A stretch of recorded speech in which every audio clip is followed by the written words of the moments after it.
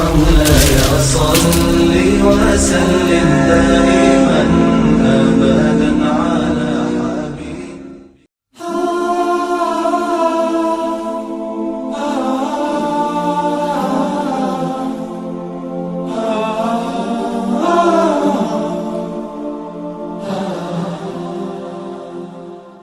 Assalamualaikum warahmatullahi wabarakatuh. Innal hamdalillah nahmaduhu wa nasta'inuhu wa nastaghfiruh wa na'udzu billahi min shururi anfusina wa min sayyiati a'malina. May yahdihillahu fala mudilla lahu wa may yudlil fala hadiya lahu. Asyhadu an la ilaha illallah wa asyhadu anna Muhammadan abduhu wa rasuluhu la nabiyya ba'da.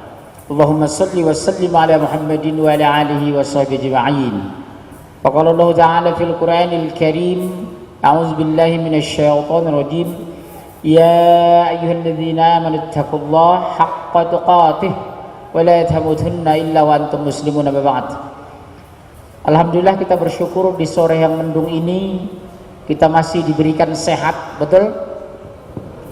Orang lain sakit diberikan sempat, orang lain sempit diberikan iman, orang lain murtad diberikan tauhid, orang lain musyrik. Dalam rangka mengkaji, mengurai, menganalisa bagaimana kejahatan kaum Yahudi dan Nasoro terhadap Islam di Indonesia dan dunia, baik secara lokal, regional maupun internasional, bahwa kejahatan yang mereka lakukan sudah pada penghancuran akidah di Indonesia dan dunia. Hari ini atau sore hari ini kita mengkhususkan penghancuran strategi pemurtadan di Indonesia. Kenapa penting kita bahas ini? Satu, Al-Quran memberikan isyarat di surat 2 120, a'udzubillahi minasyaitonirrajim. Walam tarda ankal yahudu walan nasara hatta tattabi'a millatahum qul inna hudallahi wal huda. Orang Yahudi dan Nasrani tidak akan pernah senang kepada kamu sampai kamu murtad mengikuti agama mereka. Tidak akan pernah senang sampai karakter kita, cara hidup kita, cara makan kita, cara berpakaian kita, cara bicara kita sama dengan mereka. Finally-nya apa? Kita dimurtadkan dari ad-din yang benar. Padahal Islam, innad dina indallahil Islam. Sesungguhnya agama yang diridhai Allah hanya Islam. Di luar itu kafir, pasti neraka jahanam. Sepakat? Kenapa saya katakan begitu? Sekarang sudah banyak opini dan wacana dibangun kaum jil, ejen Yahudi di Indonesia, mengatakan semua agama sama. Kalau sudah semua agama sama, untuk apa Allah menciptakan neraka? Betul? Kalau semua agama sama, anak-anak kita bicara sama ibunya sekarang. Maaf, di Jakarta sudah merajalela.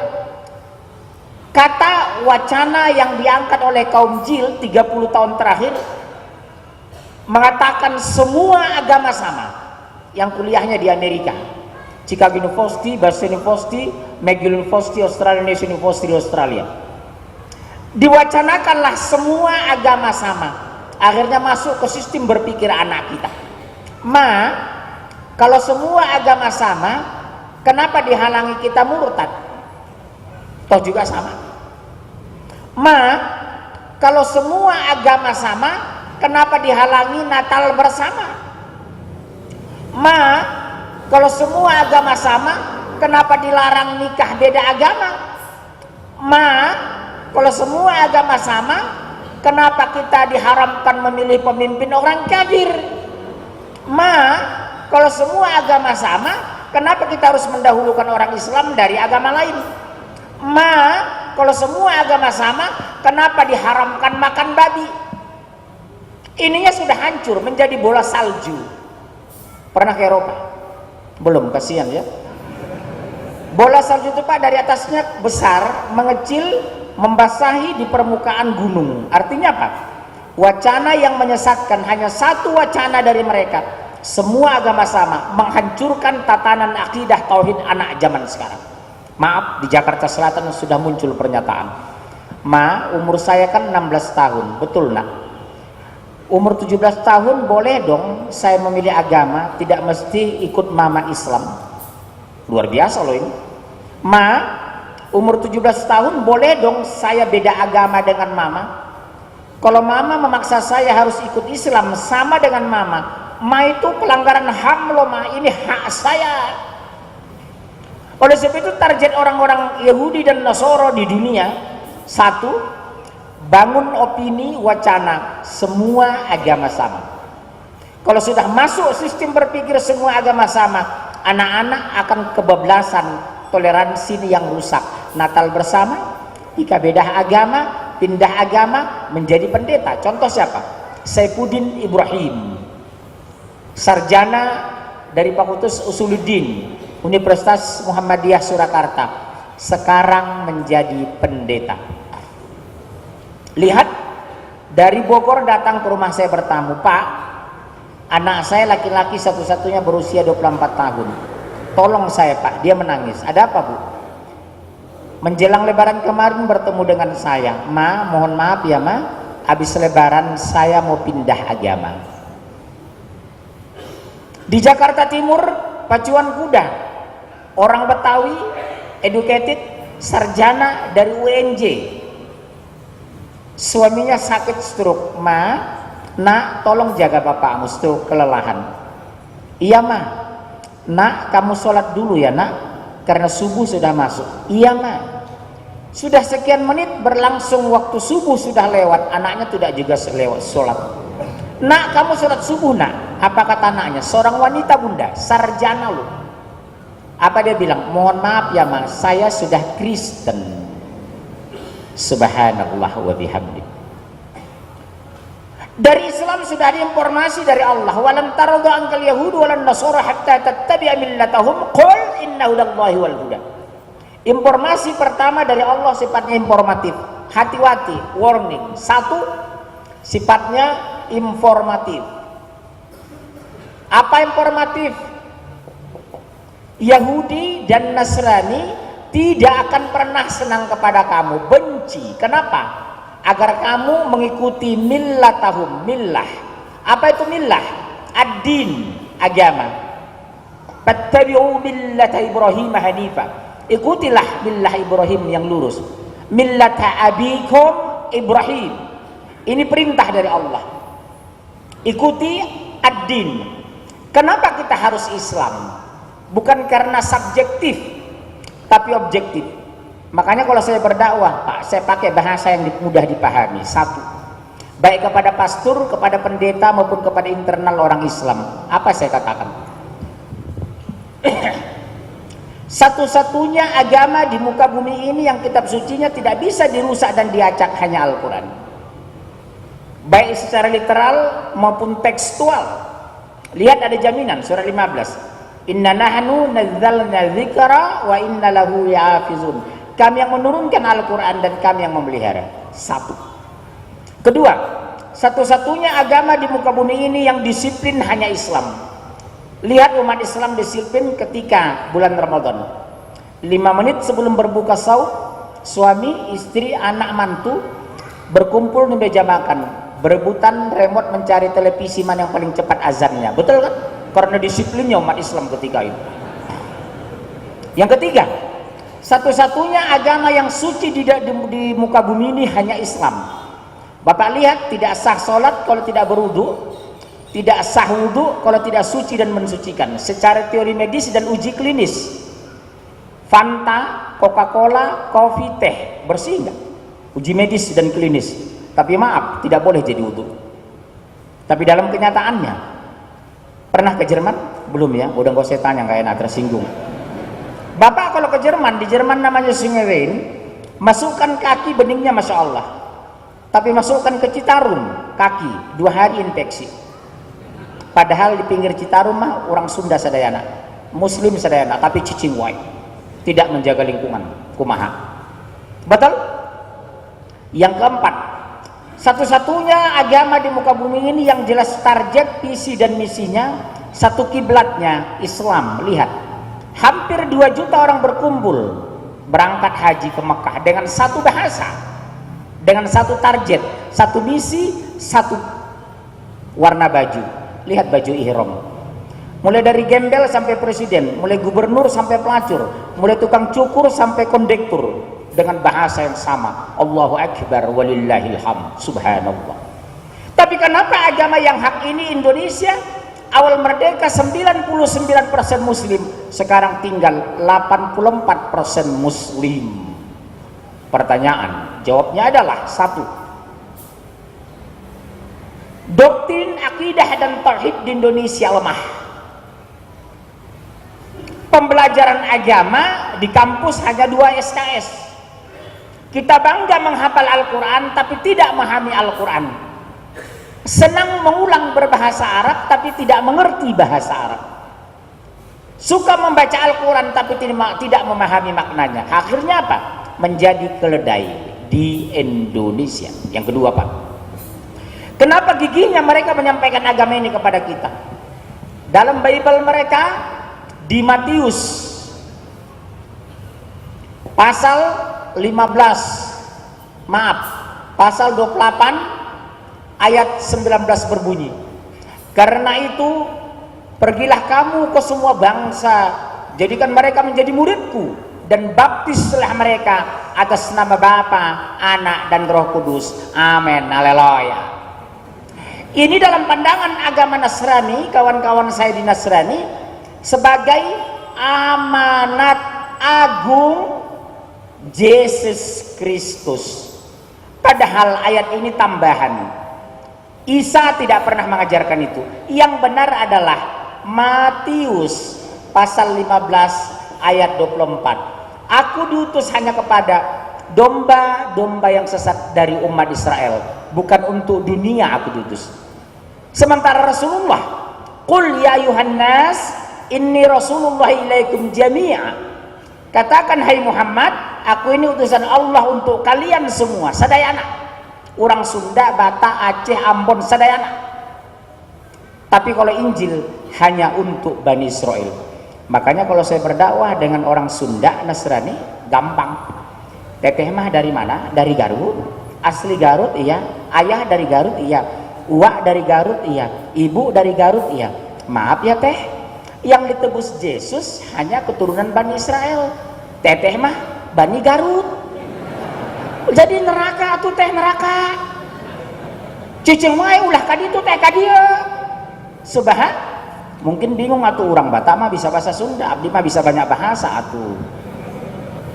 Ojo menang ae sampean jenengan J. Kuliah itu wong Batak asli tapi bisa ngomong Jawi, ngomong Sunda. J, saking Jawi ono enggak saking Jawi? Ada dari Jawa? Nah, kan saking Jawi, cicing wae cicing. Oleh sebab itu Al-Quran tegas, la tattakhizu yahuda wan nasara auliya. Diharamkan menjadikan orang Yahudi dan Nasrani satu sebagai pemimpin, sebagai wali, sebagai saksi, sebagai sahabat. Sekarang coba kita lihat, pemimpin-pemimpin strategis sudah mereka kuasai, pasar sudah mereka pegang, tanah mereka kuasai. Kemana kita 50 tahun ke depan? Allahu Akbar. Perusahaan yang menguasai Indonesia 80% dikuasai cuma 5 perusahaan. Semarkon, Agung Podomoro, Sedayu Group, Ciputra, Sinarmas. Betul? Tuh mahasiswa udah punya tanah di mana? Belum kan? Terus 20 tahun lagi yang punya apartemen siapa? Kita atau mereka? Yang punya mall kita atau mereka? Yang punya rumah mewah kita atau mereka? Ulah cicing atuh di dia. Bergerak bersatu kompak kita menang. Lihat orang Medan itu. 64% muslim kami di Medan. Sumatera Utara, wali kota dan gubernur tidak pernah dipegang Nasrani. Kata kunci hari ini apa? Bersatu, kompak, kuat dan menang. Lihat Jakarta. 85% muslim. 85,5% muslim. Kemarin non muslim menang Mr. Ahok, pakai kol-kolah lagi ya. 42,93%. Yang Nasrani di sana cuma 10%. Berarti yang memilihnya 32,93%. Subhanallah. Akibat apa? Terlambatnya para ustadz, para ulama, para kiai, para ajangan mendoktrin kepada pribadi kita bahwa menjadi umat Islam yang benar tidak sekadar sholat, zakat, haji, tapi kewajiban memilih pemimpin harus muslim yang taat dan istiqomah. Setuju? Maaf, saya sudah 20 tahun keliling di Jawa Barat. Saya biasa sudah ke Cianjur, Sukabumi, Ciamis. Yang belum saya tabligh akbar baru sekarang di Bandung. 20 tahun lalu demi Allah, saya sudah punya firasat Bandung akan dikepung Nasrani dan Syiah. Sekarang apa boleh buat, Bandung sudah mulai mereka kuasai. Mereka berhasil. Lihat tokoh Syiah di Bandung sudah berani mengatakan kita akan jadikan Indonesia berdarah-darah. Di sini kan tokohnya kan, bukan di Jakarta, bukan di Medan, di dia. Makanya pindah ke Jakarta tuh. Kenapa mereka bernafsu menghancurkan Islam? Satu, memang sunnatullah, ujian dari kita. Sebagai apa? Karena mereka, kedengkian mereka terhadap Islam, agama yang benar. Saya dialog dengan pastor, dengan kawan-kawan pendeta. Kenapa demikian bernafsu ingin memurtadkan kami muslim? Saya bilang, jawabnya sederhana. Karena mereka yakin agama yang benar agama mereka. Akan menjadi rusak ketika subjektivitas agama, tapi akan menjadi benar ketika jujur bicara agama. Baik, dari mana mereka masuk? Satu, hancurkan anak-anak muda muslim. Satu, kuasai sistem hukum. Komisi 3, dapurnya hukum negara. Hukum undang-undang keluar dari ketok palu Komisi 3. Diusulkan oleh Presiden, ceki Sekretariat Negara. Sekarang masuk, mereka sudah pegang di sini. Lihat, udah ada amandemen Undang Dasar 45. Dulu Presiden orang Indonesia asli dan Muslim. Muslimnya dihapus pelan-pelan. Indonesia aslinya dibuang, sekarang orang Indonesia. Satu. Yang kedua, siapa menguasai media, dia menguasai dunia. Sekarang media kita siapa yang megang? Semua mereka.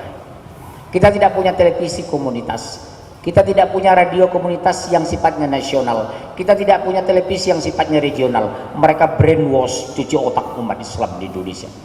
Umat Islam dijadikan sapi perahan, banyak tapi tidak berkualitas. Di mana yang harus kita benahi umat Islam sebelum saya bicara strategi? Satu, lemah dalam apa? Keilmuan. Kedua, lemah dalam apa? Kepemimpinan. Ketiga, lemah dalam ketauladanan. Justru keunggulan Islam yang utama di 3 sektor ini. Keilmuan, kita punya sumber ilmu yang sempurna, namanya Al-Quran. Kepemimpinan, kuat pemimpin pada Rasulullah. Ketauladanan, justru ketauladanan Rasul sempurna. Terus kenapa kita lemah sekarang? Karena lemah keilmuan, tidak ada pemimpin yang adil, ketauladanan nyaris tidak muncul dari umat Islam di Indonesia. Contoh Bandung. Apa ada ulama yang panutan sekarang di Bandung? Masih adakah sekarang ulama panutan di Bandung yang berani bicara dan berani ke lapangan? Masih ada di Bandung? Masih ada? Siapa sekarang? Tinggal beliau kan? Yang hidup berapa orang tinggal? Banyak kadang ulama berani di mimbar, ke lapangan sudah takut. Kadang orang berani ngomong, maaf dia tidak punya ilmu. Ada punya ilmu tapi tidak berani turun ke daerah. Berapa banyak orang bicara kebenaran, tapi tidak banyak orang memperjuangkan kebenaran yang dia bicarakan. Saya ulangi Pak, berapa banyak orang bicara kebenaran, tapi belum tentu berani memperjuangkan kebenaran yang dia bicarakan. Yang kita butuhkan hari ini bukan berapa banyak ustadz di Indonesia, tapi berapa banyak pejuang di Indonesia. Sepakat ya Ustaz?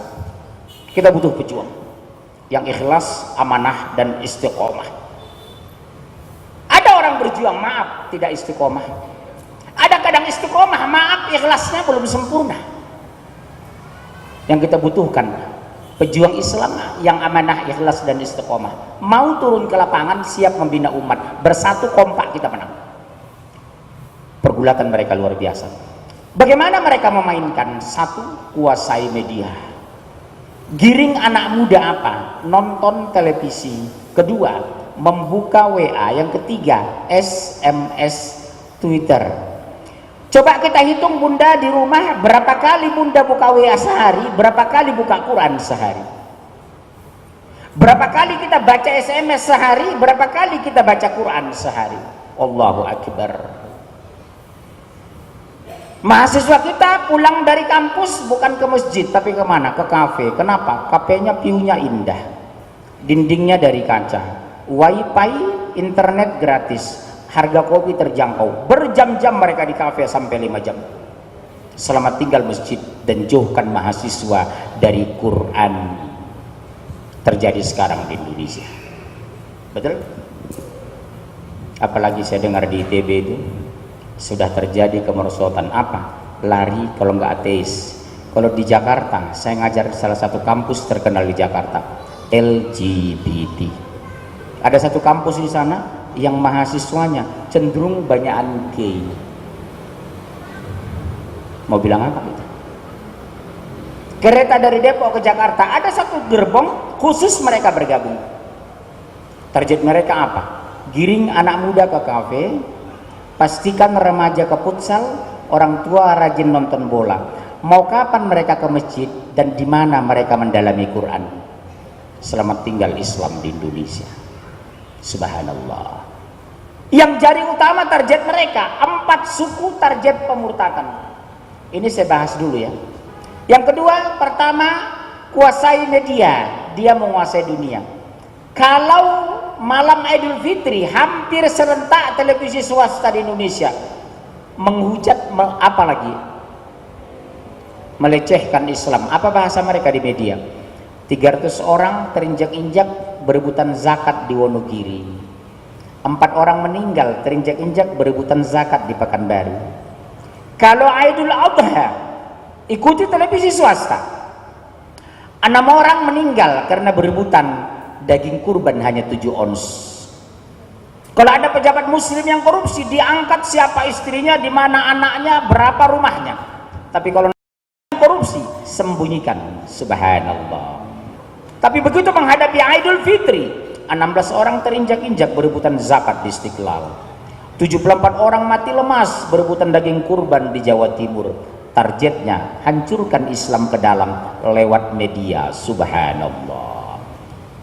Berhasil mereka, berhasil. Umat Islam lebih percaya kepada media daripada Munzir Situmorang. Umat Islam lebih percaya kepada televisi daripada kepada Al-Quran. Umat Islam lebih senang buka WA daripada buka Quran. Mau kapan kita diberkahi?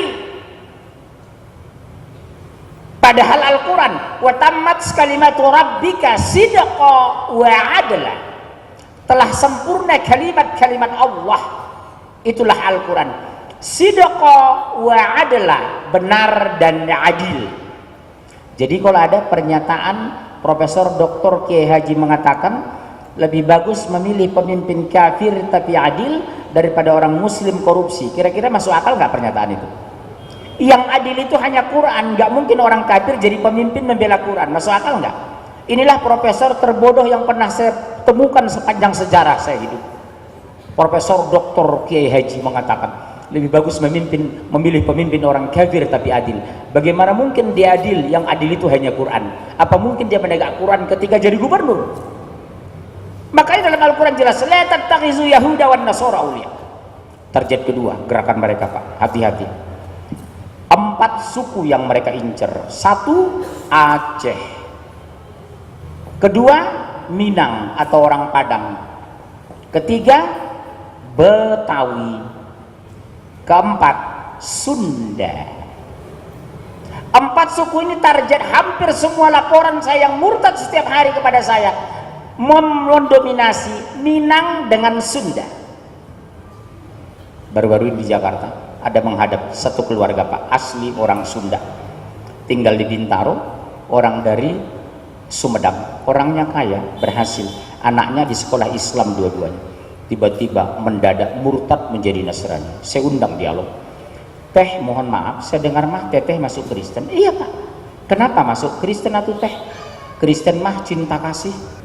Umat Islam banyak miskin, mereka suka ngasih kolop seperti wajan dengan minyak goreng, begitu diletakkan masuk minyaknya, betul kan? Salah satu mengatasinya apa? Benahi akidah, tingkatkan ekonomi keumatan. Yang ketiga, kita kompak dan bersatu. Kenapa kita tidak pernah menang lagi di Indonesia? Keilmuan kita lemah, persatuan sudah diacak, ekonomi kita hancur, umat Islam sombong dengan kelompok dan firqohnya. Ada kelompok Islam kalau saya ngisi tidak mau hadir karena yang merasa kelompoknya paling benar, betul Ustaz? Ada kelompok umat Islam di luar grupnya tidak mau dengar ustaz lain. Terjadi di Jakarta, terjadi di Medan, terjadi di Pekanbaru, terjadi di Bandung. Kalau bukan ustadznya tidak benar. Jadi kalau ustadznya meninggal, dia ikut meninggal. Hati-hati ya. Tahu antum kan kemana arahnya ini? Ngerti kan siapa orangnya maksudnya? Hanya 4 ustadznya, di luar nama 4 ini tidak mau dengar lagi. Subhanallah. Kenapa? Nah ini baru kita selidiki. Kenapa? Nah, sampai jam berapa ini? Gak usah lama-lama ya, sampai selesai aja ya. Kenapa Aceh enak psikologi mereka? Kalau berhasil kita menghancurkan, memurtadkan orang Aceh, kita akan menguasai Sumatera, karena Aceh suku paling fanatik di Sumatera. Hebat kan? Kedua, kenapa Minangkabau? Karena orang Minangkabau suku paling giat meningkatkan ekonomi keumatan. Dari semua suku muslim di Indonesia, yang bisa mengimbangi ekonomi China hanya orang Minang. Lihat Jakarta, Bandung, Medan, Pekanbaru, Palembang, yang menguasai pasar-pasar tradisional saudara-saudara kita dari Minang, Sumatera Barat. Kalau berhasil kita menghancurkan struktur agama orang Minang, berarti pasar akan dikuasai mereka. Luar biasa analisa mereka itu. Bagus analisa mereka. Yang ketiga Betawi, karena Betawi suku asli Jakarta. Secara teori politik, siapa yang ingin menguasai Indonesia, kuasai Pulau Jawa. Siapa yang ingin menguasai Pulau Jawa, kuasai Jakarta. Berhasil mereka memurtadkan. Berapa banyak kasus Betawi yang sudah murtad di Jakarta saya tangani. Subhanallah. Yang ketiga, yang keempat, Sunda. Ternyata setelah kita selidiki, kenapa Sunda target sama dengan 4 suku ini? Karena Sunda suku terbesar di Indonesia, persentase pemurtadan terkecil di Indonesia 20 tahun yang lalu loh. Sekarang maaf, sudah banyak orang Sunda jadi pendeta. Itulah bergabung Gereja Pasundan. Gerejanya Pasundan, orangnya Sunda, pendetanya Sunda, Alkitabnya bahasa Sunda. Berhasil mereka nih, saya bawa bukti, saya udah turun nih. Pusat Katolik terbesar di Asia sudah selesai dibangun, Lembah Karmel Cipanas Cianjur. Saya sudah masuk ke sini. 200 hektar sudah dibangun gereja katedral, lebih besar dari gereja katedral di Jakarta. Patung penyembahan Yesus Kristus sudah selesai, patung Bunda Maria selesai. Lihat 200 hektar, 7 km sebelum kota Cianjur, sebelah kiri jalan. Subhanallah. Saya sudah turun ke sana Pak. Waktu saya masuk ke sana naik mobil, tidak semua orang masuk, gubernur pun susah masuk ke sana. Satpamnya Deden, Badeka mana Pak? Badeka Luhur, saya bilang. Bapak Masaha, Abdi masih temu orang. Mendengar situ orang dikiranya Abdi pendeta. Padahal wajah saya sudah kayak orang Garut, betul? Coba lihat, sudah selesai ini. Sudah kita laporkan langsung Komisi 3, Presiden, Wakil Presiden, Jaksa Agung, sampai hari ini tidak ada tindakan. Makanya sebenarnya saya anjurkan, kalau istiqomah mengadakan tabligh akbar, kalau bisa undang Kang Emil dengan gubernur. Karena yang paling bertanggung jawab, 1 orang saja murtad di Jawa Barat dan Bandung, 1 orang saja mati kelaparan Jawa Barat dan Bandung, gubernur dan wali kota Bandung demi Allah bertanggung jawab di yaumil akhir nanti. Sepakat? Saya ulangi ini, tolong dimasukkan nanti kalau ini ya ke YouTube yang 1 potong ini. Demi Allah, 1 saja orang Sunda murtad dan kelaparan di Bandung dan Jawa Barat. Gubernur Kang Aher, wali kota Kang Emil, demi Allah akan diminta pertanggungjawaban di padang mahsyar. Makanya saya bingung, kenapa nggak diundang Kang Emil? Enggak, kenapa? Diundang, dijemput atuh kadi itu bawa ke dia. Ada orang Pemda diundang. Saya di Sumatera kalau tabligh akbar seperti ini, di Lampung, di Medan, Pekanbaru, itu maaf, kejaksaan, kepolisian, kehakiman, pejabat datang, bupati, wali kota hadir. Di tengah mereka saya bilang, demi Allah Pak, satu saja di kabupaten yang Bapak pimpin ini murtad dan lapar, Bapak bertanggung jawab di padang mahsyar karena Bapak bupati dan wali kota di tempat ini. Saya ngomong apa adanya. Bapak tahu saya orang Batak kan? Batak tembak langsung BTL. Tahu nggak apa yang terjadi? Begitu turun saya dari mimbar, bupati itu lari menemui saya, dipeluk saya, dia menangis. Terima kasih Pak Munzir, cuma Bapak yang berani tegas seperti ini. Subhanallah. Bunda, siapa yang paling bertanggung jawab besok pemurtadan terhadap anak keturunan kita? Bapak dan ibu kandungnya. Lihat, Luqman memberikan nasihat. Ya bunayya, la tusyrik billah, inna syirka la zulmun azim. Hai anakku, jangan mempersekutukan Allah, karena itu kezoliman dari semua kezoliman tertinggi. Mempersekutukan Allah, apalagi murtad, pasti neraka. Semangat. Sekarang coba lihat Pak, murtad sudah dihilangkan dari media. Oh bukan murtad, pindah agama. Oh dia Pak bukan berzina, apa? Kecelakaan. Biasanya kecelakaan penyok, ini kok benjol. Betul kan? Dulu kita tidak kenal Pak PSK, yang ada Pak pezina, pelacur. Coba naik ke puncak malam Ahad, lampu kecil senter kecik saya bilang sahat aww sabaraha 1 jam 300 subhanallah.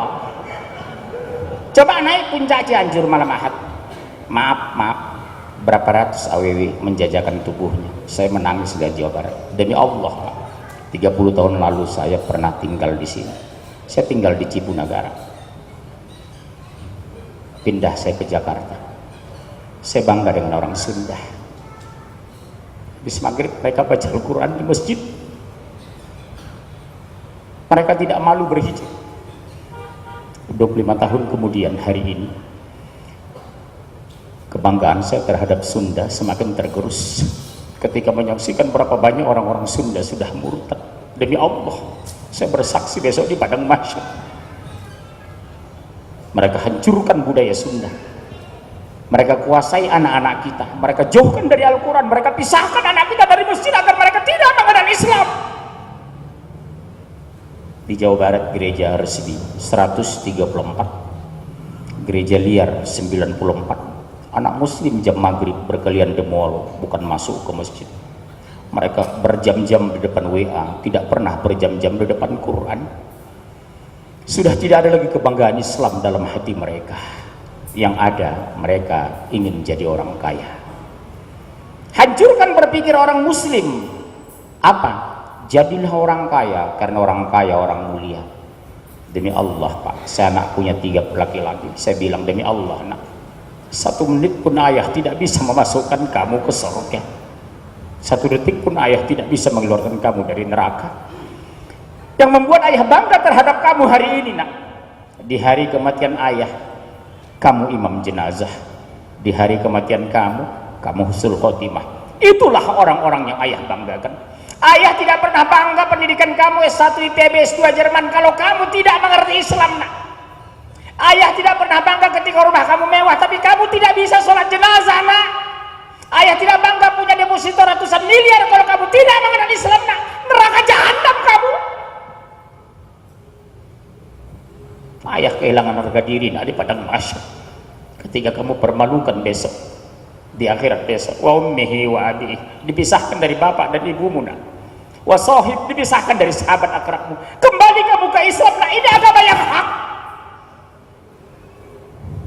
Subhanallah. Kalau bangun subuh saya pergoki anak saya habis subuh, buka televisi. Saya tidak omelin tapi omongin. Nak kesini nak, ada apa ayah? Setahu ayah di padang mahsyar di alam kubur tidak ditanya nonton televisi.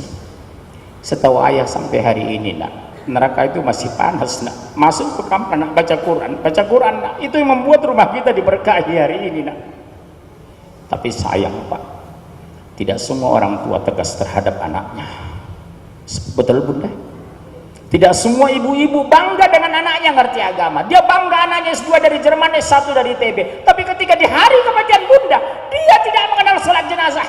Dia tidak tahu doa, tidak bisa baca Al-Quran. Dia tinggalkan bangkai ibunya. Itulah puncak. Dipermalukan kita besok di dunia dan di padang mahsyar. Wa ummihi wa abihi. Kita dipisahkan dari ibu dan ayah kita. Akibat sudah tidak mengenal agama, sahabatku. Dunia sudah dikejar, kubur dunia merajalela. Beda agama sudah jadi masalah. Orang murtad sudah tidak pernah diributkan. Karena media membangun semua agama sama. Kenapa harus ribut orang murtad? Toh juga hak dia. Kenapa harus ribut orang berzina? Toh juga kelamin dia. Kenapa dihalangi orang Natal bersama? Itu kan bentuk toleransi. Hancur otak kita, dirusak sama kaum jil di Indonesia. Gegap gempita orang-orang kafir menyambut pola pikir orang jil. Di Amerika mereka di brainwash, huzul fikri, penghancuran pola pikir agar muslim jauhkan dari masjid, pisahkan dari Al-Quran. Tercapai hari ini. Di mana anak kita hari ini, sahabatku? Subhanallah. Satu demi satu tercabut imannya. Ada yang bertahan Islam tapi tidak sholat. Ada yang bertahan Islam memilih pemimpin sudah kafir. Ada yang bertahan Islam tapi anti Quran. Ada yang bertahan Islam sudah benci sama ustadz. Ada yang bertahan Islam tapi membuli ulama. Salah satu ulama yang tersangka di mana? Jawa Barat kan? Yang di Jawa Barat kan? Habib di mana? Jawa Barat kan? Bakhtiar Nasir di mana? Di Metro kan? Apa? Yang satu lagi? Yang di Polda Bali? Hah? Mularman kan? Di persil-persil ulama itu berbeda Polda. Padahal maaf, Kapolda Jawa Barat saudara kita orang Ciamis dan menurut pengakuannya di televisi muslim dan pesantren. Betul? Hancurkan kekuatan ulama. Yang mereka hancurkan ada dua. Pertama, hancurkan ulama dan kuasai militer. Ulama punya massa, militer punya senjata. Kalau sudah kekuatan ini mereka kuasai, mereka akan menguasai Islam di Indonesia. PKI jil bersatu dengan Syiah, hancurkan Indonesia. Sekarang sudah diambang pintu, sahabatku. Kalau Aleppo hancur hanya dua mengepung, Syiah dengan komunis. Kita dikepung 4 kekuatan. Demi Allah, sahabatku. Komunis 15 juta, Syiah 5 juta. Orang jil sudah masuk partai, masuk media, menguasai media. Lihat kemarin yang bertemu dengan Raja Salman itu orang-orang jil, betul? Bukan Munzir, bukan Khalid Basalamah, bukan Bakhtiar Nasir, tapi mereka orang-orang jil. Diblokir kita jangan sampai bertemu dengan Raja Salman yang menguasai mereka hari ini. Pertanyaan hari ini, kenapa 4 suku ini? Karena dianggap dari ribuan suku besar di Indonesia dan suku kecil, 4 suku ini benteng pertahanan Islam sekarang sudah kebobolan. Mereka caranya apa itu? Berikan beasiswa. Kedua, pendidikan gratis. Ketiga, sarana kesehatan. Keempat, KKR. Berikan beasiswa dari lembaga agama mereka. Awal pemberian mereka datang ke sekolah. Di tengah jalan anak Islam yang suruh ke lembaga mereka. 3 kali bertemu, lihat di Jakarta Timur Pondok Kopi. Mereka bantuan 25-50 juta kepada orang muslim yang tidak mampu. Sudah tidak sanggup bayar, Pak. Apa kata mereka? Bu, yang namanya orang manusia kan saling menghargai, saling balas jasa. Kami kan sudah kasih uang sampai 50 juta, Bu. Ibu nggak bayar, nggak apa-apa. Tapi ikut kami, ikut agama mereka. Karena jebak uang 50 juta, mereka murtad satu-satu sekarang. Subhanallah. Rumah sakit mereka kuasai. Lihat Bandung, Baremeus. Rumah sakit Advent. Saya sengaja keliling kota Bandung tadi. Ini rumah sakit apa? Rumah sakit Advent. Ini rumah sakit apa? Baromeus. Rumah sakit Muhammadiyah ada. Lebih besar enggak? Enggak. Padahal muslim mayoritas di Bandung. Sudah mereka kuasai. Umat Islam berobatnya ke sana, bukan rumah sakit Islam atau Muhammadiyah. Akibat apa? Kita percaya yang menyembuhkan dokter, bukan Allah. Syirik lagi kita. Ini yang harus kita benahi. Yang ketiga, apa itu? Tenaga kerja kita mereka kuasai. Lihat, negara Islam Indonesia terbesar di dunia. Tanah kita subur, beras kita impor. Rumput banyak, sapi kita dari Australia. Peternak di mana-mana, susu kita dari New Zealand. Durian Medan banyak, yang dimakan durian Bangkok. Tenaga kita nganggur yang masuk dari Tiongkok. Jakarta 10 juta muslim dipimpin Ahok. Mau jadi apa hari ini? Walau anna ahlal qura amanu wattaqau la fatahna 'alaihim barakatin minas sama'i wal ardh. Seandainya penduduk negeri-negeri itu beriman dan berakal, la fatahna 'alaihim barakatin minas sama'i wal ardh. Pasti kami turunkan keberkahan dari langit, kami keluarkan dari bumi. Walakin kadzabu, maaf mereka mendustakan ayat-ayat kami, kata Allah. Rajin ngaji betul tapi masih ngerumpi. Suka sedekah tapi masih serakah. Berangkat haji masih korupsi. Suka ke masjid tapi belum tentu bertauhid. Di mana yang rusak di sini? Tauhid kita belum lurus, akidah kita belum benar, akhlak kita masih jauh dari kata mulia. Hidayah tidak diturunkan. Subhanallah. Mereka lakukan gerakan apa? KKR, kebaktian kebangunan rohani. Saya ikuti murni kemarin, saya lihat di koran itu bahwa Dewan Dakwah Islam Indonesia Bandung berjibaku di sana membatalkan, membubarkan KKR. KKR ini targetnya apa? Pusat pembinaan orang-orang yang baru mereka murtadkan. Kalau Dewan Dakwah kemarin tegas ketika itu. Kenapa? Maaf saya jujur boleh ya? Komentar di bawah. Wali Kota Bandung Kang Emil menyayangkan tindakan Dewan Dakwah Indonesia. Betul? Mau bilang apa, Pak? Padahal mereka KKR tidak punya izin dan mereka berada di pusat umat Islam terbesar di dunia. Kita tidak pernah ingin dirikan Islamic Center di Tapanuli, kampung saya. Kita menghargai Protestan mayoritas. Kita tidak pernah ingin mendirikan Islamic Center di Flores karena menghargai Katolik mayoritas. Tapi kenapa didirikan Lembah Kamel, pusat Katolik terbesar di Asia, justru di Jawa Barat yang Islamnya mayoritas di Indonesia? Adilkah mereka? Toleransikah mereka? Inikah dikatakan NKRI? Betul? Kami tidak pernah orang Batak Muslim ingin mendirikan Islamic Center di Tapanuli karena kita menghargai Protestan. Kita tidak pernah berniat mendirikan masjid mewah di Flores. Kita menghargai agama Katolik mayoritas. Tapi kenapa sampai kebobolan pusat Katolik terbesar di Asia, justru di jantungnya orang Muslim terbesar di dunia? Di mana gubernur? Di mana gubernur sahabatku? Ini laporan sudah kita berikan. Makanya mohon maaf, pertemuan berikutnya kalau saya ke Bandung, tolong pertemukan saya bicara dengan Kang Aher. Saya yakin dia masih punya iman, apalagi dia dari PKS, bukan dari PKI. Betul? Ini saya jujur, Pak. Saya yakin Kang Aher masih beriman, dia orang partai Islam. Bagaimana agar ini bisa tidak sampai berkembang pesat ini? Ini, Pak, pintu gerbang penghancuran Islam di Indonesia, karena Sunda suku terbesar Islam di dunia. Tapi sekarang hancurkan suku Sunda. Saya pergi, Pak, ke Cipanas. Bapak tahu apa yang terjadi di Cipanas? Sampai di sana saya lihat teteh berangkat ke gereja. Badeka mana teh? Badeka gereja. Teteh mah Kristen. Sudah tidak malu dan gengsi, sudah bangga saya Kristen. Tabligh akbar saya di Sukabumi, seorang nenek berhijab menggendong cucunya, ternyata sudah bersalib. Mau bilang apa kita, Pak? Yang kedua, mereka keluarkan buku yang sangat menyakitkan, dijual resmi di toko buku-buku di Indonesia.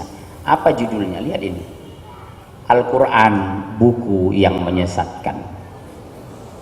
Ini resmi dijual, harganya 70.000 di toko resmi. Lembaga agama tertentu memborong banyak, dilempar ke pasar Senin, dijual 5.000 agar anak muslim membaca ini. Betapa luar biasa negeri Islam terbesar di dunia bisa muncul aman tanpa ada gangguan, beredar buku yang mengatakan Al-Quran buku yang menyesatkan. Bapak lihat salah satu toko buku menjual majalah yang hati-hati jangan beli ini. Apa itu? majalah Syirah. Ini majalah orang-orang jil, jaringan iblis lokal. Kalau iblis benaran yang diturunkan dari sorga, mereka di brainwash, semua agama sama. Kenapa? Nenek mereka, nenek guru mereka di Amerika. Masuk akal nggak? Belajar Islam ke Amerika. Belajar Islam kemana? Ummul Qura, Saudi Arabia. Universitas Madinah, Al-Azhar, Universitas Qatar. Ini belajar Islam ke Amerika. Muncul pertanyaan, kenapa sih sampai sekelas mereka dari pesantren bisa kebobolan yang awalnya akidah benar, tauhidnya lurus, bisa kebobolan di brainwash di Amerika? Kok bisa mereka dapat fasilitas? Jawabnya, buka Al-Quran, Mas A, surat 4 ayat 115. Sekarang itulah kejahatan awal yang mereka lakukan. Sekarang kita lihat bagaimana Al-Quran memandang mereka. Buka. Satu, strategi mereka berdasarkan Al-Quran. Surat 2, 120. Surat 3, 118 sampai 120. Kemudian surat 9 ayat 34. Buka tadi surat 4 ayat 115. Kemudian surat 60 ayat 1. Buka surat 2 120. Langsung cepat pakai mic. Tolong panitia, ada mic sama beliau. Yang cepat panitia. Lari. Buka Al-Quran. Kenapa sampai sekelas Nurholis Majid CS yang awalnya berbasic Islam dari pesantren bisa kebobolan mengatakan semua agama sama? Dan kenapa mereka difasilitasi oleh negara? Kenapa mereka terjadi seperti ini? Jawabnya surat 4 115. Langsung cepat. Mana mic-nya? Saya istirahat dulu ya Pak. Nanti habis ini langsung pulang ke Jakarta karena jadwal saya di Jakarta padat merayap. Langsung surat 4 115. Mana mic-nya? Bukan dari kemarin disiapkan, subhanallah. Udah? Belum? Cukup? Udah, duduk sini aja Mas, duduk. Awas kepala kena itu, saya nggak bertanggung jawab. Surat 4 115, kita buka ayat supaya Bapak sadar. 4 115, An-Nisa, langsung. Surat keempat ayat 115. Kok gemetaran, nggak usah, tenang aja. Dan barang siapa menentang Rasul Muhammad setelah jelas kebenaran baginya, Dengar. dan mengikuti. Sebentar. Barang siapa yang menantang Rasul setelah jelas kebenaran baginya. Apa kata Allah? Terus. Dan mengikuti jalan yang bukan jalan orang-orang mukmin. Nih coba lihat. Mengikuti jalan bukan jalan orang mukmin. Awalnya dari Indonesia, tauhidnya benar, akidahnya lurus. Tapi belajar ke Amerika, di brainwash sama Yahudi. Apa kata Allah? Kami biarkan dia dalam kesesatan yang telah dilakukannya itu, dan akan kami masukkan dia ke dalam neraka jahanam, dan itu seburuk-buruk tempat kembali. Coba lihat, terjadi pembiaran Pak. Kami biarkan dia leluasa terhadap kesesatan yang dia imani. Bapak lihat di televisi. Kalau ada persoalan Islam yang muncul apa? Profesor doktor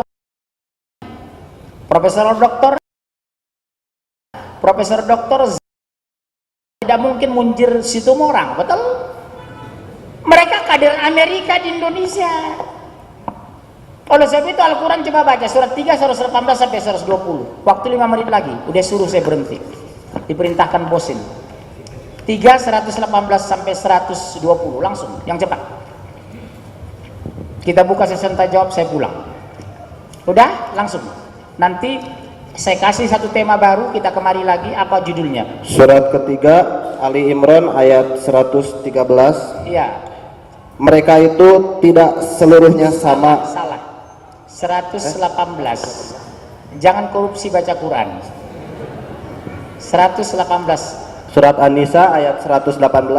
Surat Ali Imran ayat 118. Wahai orang-orang yang beriman. Siapa yang dipanggil? Orang-orang yang beriman. Terus. Janganlah kamu menjadikan orang-orang yang di luar kalanganmu atau seagama sebagai teman kepercayaanmu. Coba lihat, teman saja haram apalagi sahabat. Apa beda teman dengan sahabat? Maaf, apalagi pemimpin. Teman kantor, teman kampus, teman bisnis boleh dengan semua agama, nggak ada masalah. Tapi sahabat, maaf, sahabat adalah bukan yang berkata benar kepadamu, bukan yang membenarkanmu, tapi selalu berkata benar kepadamu. Itulah sahabat. Seulangnya Pak, siapa sahabat? Bukan yang membenarkan perkataanmu, tapi selalu berkata benar kepadamu. Subhanallah. Islam ada waktunya ramah, ada waktunya marah. Tetangga kita, pendeta Tupak Parlaungan Sihombing, jam 1 malam dia bilang, mohon maaf, saya mah kena jantung, bisa diantar ke rumah sakit. Silakan antar, meskipun dia pendeta. Sebelah rumah kita ada biksu dari Bali, namanya Ibu tuh gede banget.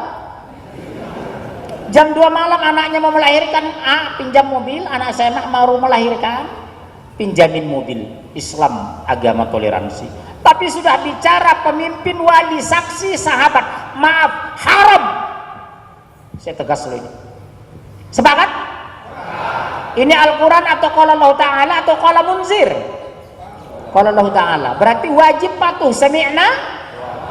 Maaf, SD, SMP, SMA saya di Sumatera Utara belum pernah saya jadikan orang amuba menjadi sahabat saya. Tahu amuba? Asli muka Batak atau gerobak pasir, gerombolan Batak susah diusir. Betul.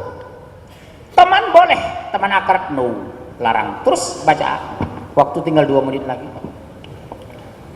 Mereka tidak berhenti-hentinya menyusahkan kamu.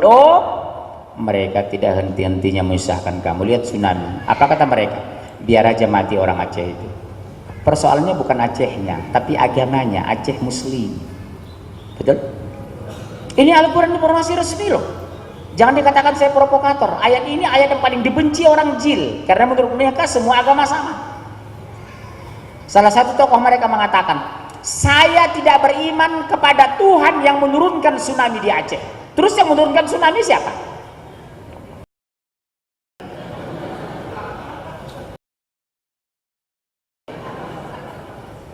Berani ngomong Pak. Tidak mungkin Allah sekejam itu. Subhanallah. Berarti dia tidak memahami tauhid uluhiyah, rububiyah, asma wa sifat. Allah maha kuasa atas segalanya. Betul? Allah berikan petunjuk kepada yang dia kehendaki dan mengangkat petunjuk dari orang yang tidak dia kehendaki. Hak Allah. Dia berani mengatakan, saya tidak beriman kepada Tuhan yang menurunkan tsunami. Berarti ateis dong ente. Luar biasa loh sekarang. Itulah karakter orang jil, jaringan iblis lokal. Terus jangan lihat saya, lihat Quran. Mereka mengharapkan kehancuranmu. Pak, nih klarifikasi resmi lo dari Allah. Mereka mengharapkan kehancuranmu. Indonesia ekonomi 7% tumbuh zaman Pak Harto, hancurkan. Sekarang tinggal 5%. Waktu zaman Pak Harto terakhir hanya 1 menteri Nasrani. Sekarang 5 menteri strategis dipegang mereka. Gue banget. Luar biasa kan Pak? Mereka mengharapkan kehancuranmu agar umat Islam tidak bangkit di Indonesia. Jadikan fatwa ulama jadi permainan. Jadikan ulama tersangka, curigai ustadz, adu domba umat terjadi hari ini di Indonesia. Betul? Umat Islam tidak juga sadar. Coba di Bandung, sudah seminggu mungkin sosialisasi tabligh akbar diadakan. Menurut saya paling tidak 3.000 hadir. Ini paling berapa? Ada nggak 1 juta orang? Nggak ada kan? Subhanallah. Terus ayat, sungguh telah nyata kebencian dari mulut mereka, dan apa yang tersembunyi di hati mereka lebih jahat. Sungguh kebencian dari mulut mereka, apa yang dalam hati mereka jauh lebih jahat. Di depan dia, selama jalannya Pak haji mabrur, yang mudah-mudahan dapat haji mabrur. Dalam hatinya mati lu kata. Tuh Pak, ini ayat Quran loh. Tidak bisa kita tutupi. Jangan dikatakan saya memprovokasi, ini Al-Quran. Akhirnya apa? Mengantisipasi dari Allah agar kita jangan jadikan sebagai pemimpin, wali dan sahabat. Amerika negara demokrasi kan? Ada orang muslim menteri di Amerika? No. Inggris negara demokrasi, ada muslim di Inggris menteri? Tidak. Jerman negara demokrasi, ada muslim di Jerman menteri? No. Indonesia negara demokrasi, kenapa 5 dari non muslim? Hebat kan? Kenapa nggak berani ribut? Kenapa dikatakan kita intoleransi? Negara yang toleransi di muka bumi ini Indonesia. Buktinya mana Pak?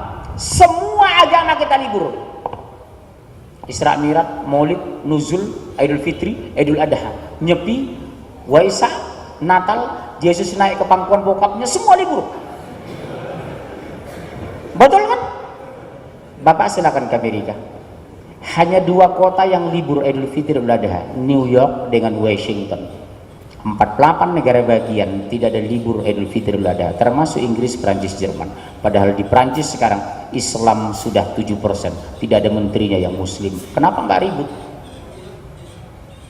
Indonesia negara paling toleransi di muka bumi ini. Lihat depan Istiqlal, berdiri megah katedral, kita tidak pernah protes. Di Jerman kita 25 tahun mendirikan masjid sampai sekarang tidak keluar izin. Makanya Bapak juru bicara, agama yang paling toleransi adalah Islam. Ada konsep yang kita anut, lakum dinukum waliyadin. Tapi maaf, jangan ganggu kami. Jangan langsung lakum, ada kul. Perintah dulu, kul ya halal kitab, katakan kepada halal kitab, kul ya ayyuhal kafirun. Belum kul sudah lakum, ya murtad. Boleh tambah 5 menit lagi? Terserah Ustadz, terserah saya dong, Ustadznya saya kan. Ya, terus ayat itu. Sungguh telah kami terangkan kepadamu ayat-ayat jika kamu mengerti. Nih, terus ayat itu. Terus ayat 119.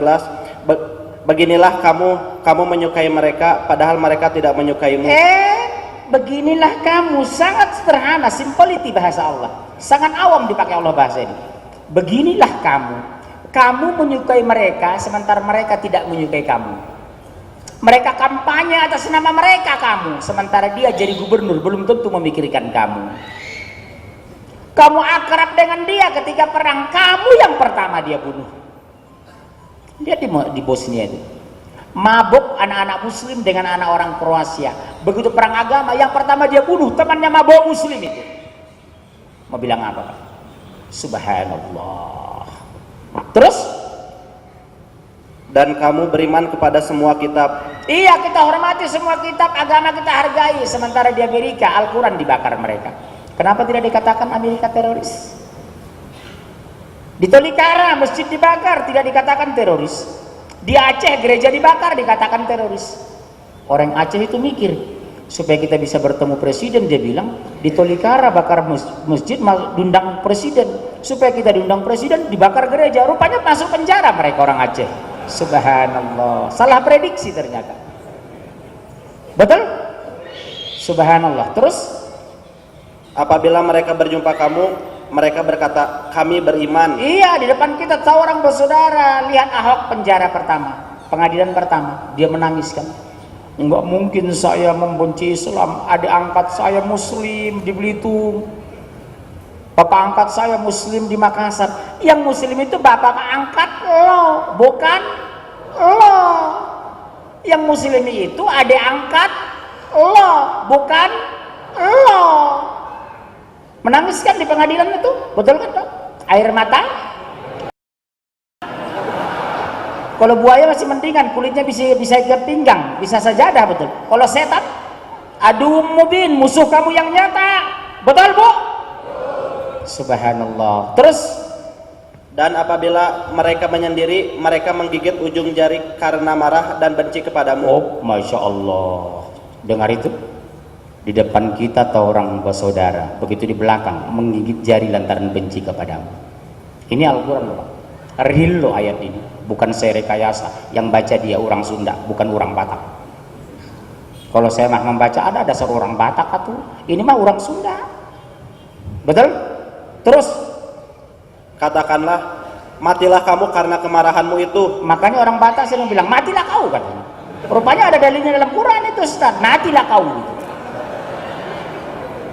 Jadi orang Batak marah itu bukan tanpa alasan, punya dalil Pak, mati kau. Kalau bahasa Sundanya mati apa? Banyak persamaan bahasa Sunda dengan bahasa Batak. Mungkin kita harus satu nenek moyang. Bahasa Sunda jelma, kalau bahasa Batak jolma. Kalau bahasa Sunda saha, kalau bahasa Bataknya siaha. Kalau bahasa Sunda uwa, kami juga uwa. Kakak ibu, abang ayah, kakak ayah, kami juga uwa. Orang Sunda tilu, kami tolu. Betul ya? Jadi mungkin kita bersaudara dulu, tapi jauh ke sana merantau aja kasar jadinya kan begitu kan. Makanya saya bilang, apa beda wajah orang Batak dengan orang Jawa? Wajah orang Jawa itu memelas, orang Batak memeras, betul ya? Subhanallah. Ya, terus ayat itu. Sungguh Allah Maha mengetahui segala isi hati. Kesimpulan hari ini, kesimpulan. Target mereka sederhana. Ini kesimpulan, tolong dicatat. Kesimpulan hari ini dari semua ayat dan uraian saya strategi menghancurkan Islam dan target Islam yang akan dihancurkan adalah sederhana sekali. Bagaimana agar kita bahagian dari mereka. Sederhana kan kesimpulannya? Kesimpulan hari ini ceramah saya 1,5 jam. Bagaimana agar kita bahagian dari mereka? Cara hidup, cara makan, cara beragama, cara semua sama. Sama sekarang, sama. Malam tahun baru, malam Natal mereka gegap gembita menyambutnya. Di Indonesia nyambut tahun baru enggak? Dari 63 negara Islam di dunia yang mengharamkan Natal bersama secara institusi negara, hanya 4 negara yang berani. 1, Brunei Darussalam. 2, Saudi Arabia. Yang ketiga, Republik Tajikistan. Yang keempat, Somalia. Selebihnya tiarap, tidak ada yang berani. Dari 34 provinsi yang berani mengharamkan Natal bersama di provinsinya, hanya 1, Nangro, Aceh Darussalam. Tidak boleh ada petasan malam tahun baru. Tidak boleh pejabat negara muslim ikut Natal bersama. Tidak boleh kumpul-kumpul malam tahun baru, kembang api, ketangkap, pidana. Di Bandung bisa? Bisa jadi setan, iya. Bisa di Bandung cicing di dia. Kenapa Aceh bisa? Satu-satunya Pak, cuma Banda Aceh. Kesimpulan kedua, mereka sudah berlari, kita masih tidur. Mereka naik heli, kita masih ribut di masjid. Bagaimana agar kita menang? Kembali kepada Al-Quran. Wa'tasimu bihablillahi jami'a wa la tafarraqu. Berpegang teguh kepada tali Allah Al-Quran agar kita kuat, kita kompak, kita menang, dan kita diselamatkan. Terima kasih sahabatku. Prinsip perjuangan, berhenti kita mati, mundur kita hancur. Dua-duanya tidak ada pilihan. Berhenti kita mati, mundur kita hancur. Islam agama yang hak, harus kita perjuangkan sampai titik darah penghabisan. Allahu Akbar, Allahu Akbar, Allahu Akbar. Kita harus kompak. Janji Allah di surat 325, kalau kamu sabar dan bertakwa, kalau mereka menyerang kamu tiba-tiba, aku turunkan 5.000 malaikat yang bertanda memenangkan kita di Indonesia. Jangan takut, kita punya Allah. Selalu kita takuti, oh nanti kalau Ahok tidak menang, kita diserang Tiongkok, kita dikepung Australia, kita dihancurkan sama segala macam. Jangan takut, kita punya Allah. Allah berjanji di surat 325, kalau kamu diserang tiba-tiba sama mereka, kuturunkan 5.000 malaikat membela kita. Subhanallah. Kita bahas dalam pertemuan berikutnya tahun 2018. Insya Allah. Saya buka session tanya jawab. One man one question. Satu orang tuh pertanyaan, lebih dari satu kenakan tarif. Silakan. Langsung ke depan. Ke depan Mas. Nama, status, tolong. Tolong jangan pulang dulu Pak. Assalamualaikum warahmatullahi wabarakatuh. Waalaikumsalam warahmatullahi. Saya Hendra dari Cimahi. Ya. Mau tanya mengenai surat Al-Maidah ayat 51. Ya. Kan di situ tertera atas kepemimpinan kafir. Nah, maksudnya pemimpin itu termasuk pemimpin perusahaan atau apa saja kategori pemimpin tersebut? Bagus. Terima kasih. Assalamualaikum. Pemimpin di sini pemimpin pabrik yang langsung dipilih. Kalau pemimpin perusahaan kita tidak berhak karena mengangkatnya pemegang saham. Jadi pemimpin formal. Siapa itu? RT, RW, lurah, camat, bupati, gubernur, menteri, presiden. Kalau kepemimpinan itu bukan karena jasa kita mengangkatnya, kita tidak berdosa karena mengangkat lembaga yang lebih tinggi. Contoh menteri, kita nggak bisa berbuat apa-apa karena mengangkat presiden. Tapi kalau bupati, wali kota, gubernur, presiden, kita punya otoritas menentukan siapa yang memimpin kita di kabupaten atau kota, betul? Tapi kalau pemimpin itu karena alasan kepemilikan saham, dia direktur utama perusahaan, kita nggak bisa berbuat apa-apa. Satu-satunya cara, kita harus punya perusahaan supaya dirutnya kita. Sepakat ya? Pertanyaan kedua langsung. Ada lagi? Ibu-ibu ada? Ya, langsung di sini Pak. Assalamualaikum warahmatullahi wabarakatuh. Waalaikumsalam warahmatullah. Nama saya Alan. Asli dari Jawa Barat. Dari Subang. Saya dari Subang. Yang saya tanyakan, kan di Subang itu ada PT Tekwang yang yang dikuasai oleh kafir gitu ya. Dan di sana ada pegawai Nasrani Protestan gitu ya. Dan dia itu tadi berkata di sana itu dia akan mengadakan peribadatan di dalam gitu. Tapi hari Jumat. Nah, yang saya tanyakan, apakah kita harus bagaimana gitu kita ininya gitu. Satu-satunya cara kita keluar dari perusahaan itu. Zaman Rasulullah pernah terjadi. Ya Rasulullah, kami bekerja keras tidak kuat melaksanakan puasa. Jawab Rasulullah, tahu. Carilah pekerjaan yang membuat kamu tidak jauh dari Allah. Saya maaf Pak, saya ditawari dulu perusahaan banyak. Saya ditawarin beli rumah tapi ribawi, beli mobil ribawi. Maaf, saya berhenti. 7 tahun saya bertahan hidup miskin di Jakarta. Target saya hanya satu. Saya punya rumah, punya mobil, punya istri, cash. Bukan hanya rumah, istri aja saya cash. Benar Pak, saya beli mobil cash, beli rumah cash, beli itu cash. Kenapa? Menghindari ribawi. Ternyata kembali kepada niat. Kalau kita kuat niat mencari yang halal, Allah dekatkan yang halal. Tapi kalau kita masa bodoh dengan ribawi dimakan, tempat kita neraka, selesai. Sampai bagaimana Pak kalau sampai tua nggak punya rumah? Nggak apa-apa, yang penting punya rumah di surga. Pilih mana pendapatan? 1 miliar tapi neraka jahanam. Lebih bagus 60 juta tapi surga, betul? Masalahnya 60 juta juga belum dapat kan? Nah, itu masalah lain. Subhanallah. Baik, ada pertanyaan lagi?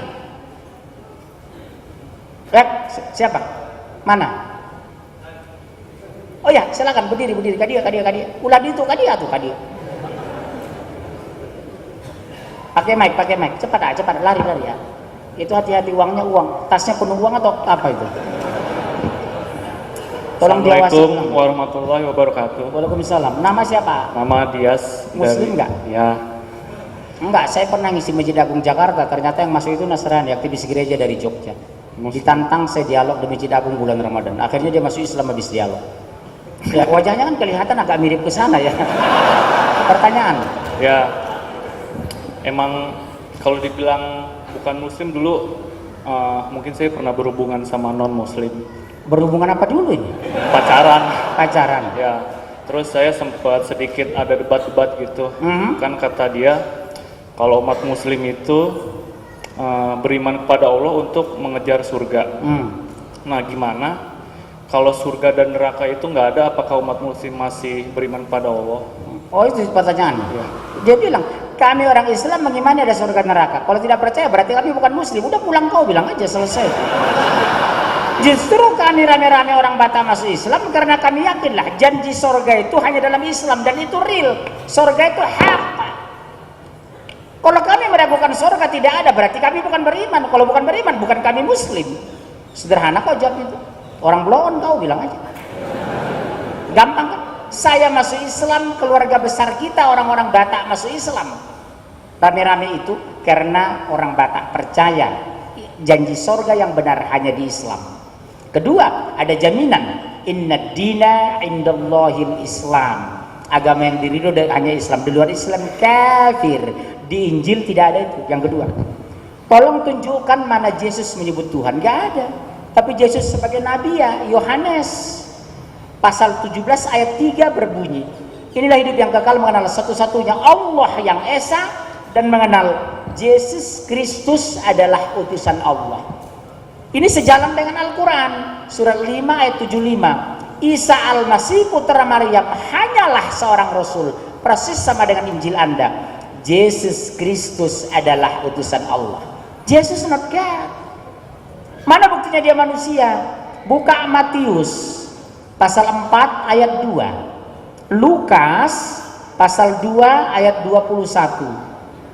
Matius pasal 27 ayat 59 berbunyi, setelah Yesus berpuasa 40 hari 40 malam, maka laparlah ia. Berarti Yesus manusia. Kalau Tuhan mustahil lapar. Tapi nggak dijelaskan makannya di warteg atau nasi padang. Yesus puasa.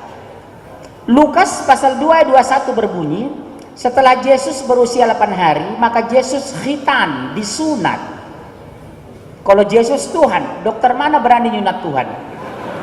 Matius 27:59, setelah mayat Yesus diturunkan dari kayu salib, maka Yesus dikapani dengan kain linen putih bersih. Berarti Yesus khitan, Yesus puasa, Yesus dikapani. Berarti Yesus Muslim, not Kristen. Kenapa Anda Kristen? Kalau Anda ikut Yesus, selesai. Makanya saya dialog 2 jam putus, 2 jam masuk Islam, 2 jam masuk Islam. Sebulan lalu 2 penginjil masuk Islam itu. Karena saya dialog bukan emosional, tapi dialogis, bukan anarkis. Objektif bukan subjektif, literal bukan wacana. Ini mereka terima. Begitu 2 jam saya dialog dengan mereka. Cukup penjelasan saya bilang sama penginjil, bukan cukup Pak, apa? Sempurna. Mau masuk Islam? Mau, saya Islamkan. Berapa menit kemudian suaminya masuk Islam. Karena apa? Kita jelaskan, innani anallah, sesungguhnya aku adalah Allah. La ilaha illa ana, tidak ada ilah kecuali aku. Fa'burni, mengabdilah kepadaku. Wa aqimis sholata li zikri, dirikanlah sholat untuk mengingatku. Sempurna tauhid di surat 20 ayat 14. Selesai. Innani anallah, sesungguhnya aku adalah Allah. La ilaha illa ana, tidak ada ilah kecuali aku. Fa'burni, mengabdilah kepadaku, kata perintah. Wa aqimis sholata li zikri, dirikanlah sholat untuk mengingatku. Ada sarana. Sementara Anda, Yesus adalah utusan Allah. Yesus berpuasa, Yesus khitan, Yesus dikapani. Berarti Yesus Muslim. Kenapa Anda berbeda? Selesai. Makanya saya kalau orang Kristen yang ilmiah berdialog, insya Allah masuk Islam. Tapi yang ngotot-ngotot itu nggak bisa, karena dia ngotot bukan pakai ilmu, pakai dengkul. Betul? Udah, masih ada nggak pacar yang Kristen? Besok cari lagi yang Kristen supaya bila masuk Islam. Jangan mau korban, justru kita aja masuk Islam. Tahu nggak pahala masukkan orang Islam?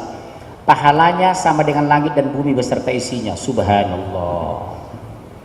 Oke, saya kira cukup sekian. Dengarnya saya enak, cuma saya pegal loh Pak dari tadi ini. Ya, terima kasih sahabatku, selamat berjuang. Berhenti kita mati, mundur kita hancur. Islam agama yang harus kita perjuangkan. Masih ada? Cepat ke sini dong, kadia. Terus dua-duanya nggak apa-apa, supaya cepat sini. Kenapa nggak dari tadi atuh?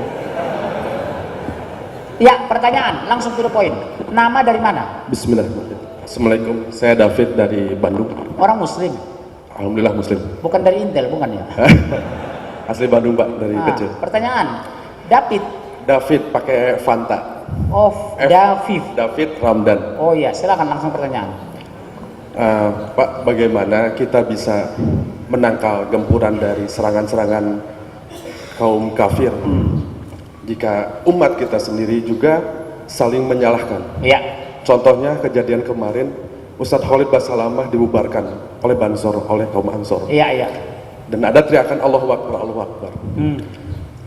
Di lini kita aja sudah saling menyalahkan. Bagaimana kita untuk menangkis kekuatan mereka? Betul. Bagaimana menurut Ustaz? Mengatasinya sederhana. Udah cukup. Silakan kembali ke tempat. Langsung aja. Duduk sini aja, jangan ke sana, sini aja. Tahu nggak? Kenapa kita tidak dimenangkan Allah? Karena kita tidak semua kembali ke Quran. Di sana mereka ikut budaya, kita ikut agama. Mereka maaf kata kiai, kalau kita kata Quran berbeda. Makanya beragama itu apa? Qul atii'ullah wa atii'ur rasul la'allakum turhamun. Taatilah Allah dan Rasul supaya mendapat rahmat. Kiai bisa salah, bisa sesat, bisa benar, bisa keliru. Ustadz bisa salah, bisa benar. Oleh sebab itu, jangan fanatik kepada guru, kepada kiai, fanatiklah kepada Quran. Kejadian terhadap Khalid Basalamah, Ustadz dan dia sahabat saya juga. Persoalannya adalah karena apa? Mereka kepanasan, pengikut kita semakin banyak. Konsekuensinya mereka kehilangan pengikut, amplopnya berkurang. Kan ujung-ujungnya itu sebenarnya. Betul. Apalagi saya.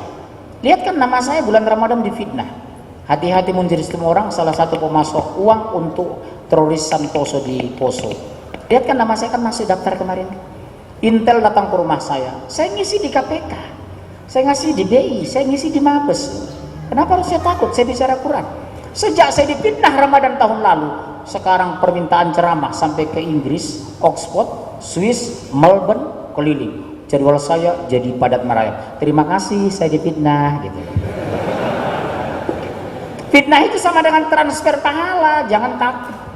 Setiap saat orang berniat memfitnah kita, transfer pahala mengalir, pahala dosa kita transfer kepada mereka yang fitnah. Jadi jangan mundur ketika difitnah. Dari dulu Islam dimusuhi. Yang musuhnya ada dua kelompok. Pertama kafir, kedua munafik. Jangan takut, jangan berhenti. Kita punya Allah. Wala tahinu wala tahzan. Betul? Insya. Pertanyaan kedua, terakhir lagi, kasihan saya. Mana yang paling bahaya, kafir atau munafik? Saya jawab, sama-sama bahaya. Kafir musuhnya jelas, munafik internal. Tapi jauh lebih berhati-hati kita menghadapi orang munafik. Karena apa? Dia satu barisan, satu saf. Mungkin dia imam masjid. Kita habisi, lahiriahnya masih Islam. Enggak kita habisi, dia menghancurkan kita. Satu-satunya cara kita berlindung kepada Allah dari kehancurannya. Mau bertanya juga? Jadi ini Tat, orang udah pada banyak bertanya, saya enggak. Mau ngapain? Mau bertanya Tat. Bismillahirrahmanirrahim. Padahal tanpa izin datang nyelonong. Warahmatullahi wabarakatuh. Iya. Soalnya nanti nggak ada kesempatan lagi bertanya Tat. Iya. Ini tadi kan udah diterangkan bahwa khususnya di Bandung ya, kita udah dikelilingi sama ZIL, SYIA, PKI atau yang lainnya. Iya. Kita di sini sebagai orang Islam, khususnya saya yang kecil, ataupun ada yang berpengalaman atau yang berilmu pengetahuan, Muslim, apa yang harus dilakukan sama kita yang bisa membahayakan suatu saat kita akan bisa kata Ustaz diberdarakan. Iya. Terus tujuan sampai kita, kata Ustaz tadi, bagaimana kita bisa berbahagia dari tata cara seperti mereka. Itu aja. Apa yang harus kita lakukan, baik dari saya yang kecil atau orang yang sudah dari aparatur pemerintah atau yang punya pengetahuan yang tinggi gitu, untuk menangkal atau menjaga nanti pada suatu saat bisa diserang dengan tiba-tiba yang tadi kata Ustaz diberdarakan itu dari wasiat. Iya. Gitu, saya jawab bulan depan. Ini panjang. Saya harus bicara taktik dan strategi, target, visi dan misi. Jadi nggak mungkin saya jawab nanti tanggung. Karena saya Yusuf. Bapak tahu siapa saya? Saya, pendidikan saya dari ilmu politik dan hukum. Nanti saya bahas strategi penghancuran Islam secara global dan internal, insya Allah. Ya, jangan sekarang. Bapak sekarang pulang aja nggak apa-apa. Udah, ya. Ya daripada ya. Karena kenapa? Ini saya bahas setengah jam nanti. Baru saya rujuk. Bagaimana strategi Rasul sahabat? Kenapa minoritas bisa menang? Kenapa kita mayoritas dipermainkan? Karena kita tidak punya ilmu. Masalahnya di sana. Bapak tahu? Saya panjang sampai jam 9 malam ini. Keilmuan 1 juta, astagfirullah, spidol ya, bermasalah lagi masjid ini. 1 juta Yahudi itu doktornya 6.000 orang. 1 juta umat Islam, doktornya cuma 60. Ya Islam jadi bulan-bulanan. Makanya Bapak lihat orang Batak itu, semiskin-miskin Batak harus sarjana. Tingkat pendidikan tertinggi di Indonesia tahu nggak Bapak? Orang Batak loh. Harus didata, ada 3 suku paling cerdas di Indonesia, hasil riset Takar Syarah. Pertama Batak, kedua Minahasa, ketiga Minangkabau. Setelah diriset lanjutan, kenapa Batak posisi pertama meningkat pendidikan di Indonesia tertinggi mereka? Presentasi pendidikan tinggi di Indonesia orang Batak. Jawabnya sederhana, kenapa cerdas orang Batak itu? Dari kecil mengkonsumsi ikan. Dari sungai, sungai Asahan, sungai Sumuada. Dari laut, Laut Sibolga dengan Laut Asahan. Dari danau, Danau Toba dan Danau Somba. Jadi 3 varietas ikan masuk. Ikan laut, ikan danau, ikan sungai. Bapak lihat, yang paling cerdas di Asia, Jepang, Korea, Taiwan. Kenapa? Mengkonsumsi ikan. Jadi sangat mempengaruhi otak itu. Makanya Bapak yang suka tempe, saya doakan kembali ke jalan yang benar ya. Itu aja. Oke, saya kira cukup sekian. Mulai pegal loh Pak ya, semua pegal ini. Kita sanggup, nanti kita sambung ba'da Idul Fitri. Saya sudah ada komitmen tadi dengan ibu-ibu yang pagi tadi trans itu. Bu, tolong kita bikin kajian khusus, lebih fokus, objektif, bagaimana menghadapi serangan orang-orang kafir. Temanya strategi dakwah eksternal ba'da Idul Fitri, insya Allah. Terima kasih. Kita sambung insya Allah ba'da Idul Fitri. Tapi ada saya bincang-bincang dengan ibu-ibu, mungkin Ahad pertama Ramadan saya mengisi kajian di sini, bukan di sini, tempat lain di Bandung ini. Ya insya. Terima kasih sahabatku, selamat berjuang. Tidur kita mati, berjuang kita mati. Mendingan kita mati berjuang. Sepakat? Sepakat. Saya ulangi, tidur kita mati, berjuang kita mati. Lebih bagus mati berjuang. Insya Allah mati syahid. Terima kasih. Doa kafaratul majlis. Subhanakallah bihamdika. Asyhadu an la ilaha illa anta. Astaghfiruka wa atubu ilaik. Assalamualaikum warahmatullahi wabarakatuh. شكرا يا ربي شكرا هديت قلبي شكرا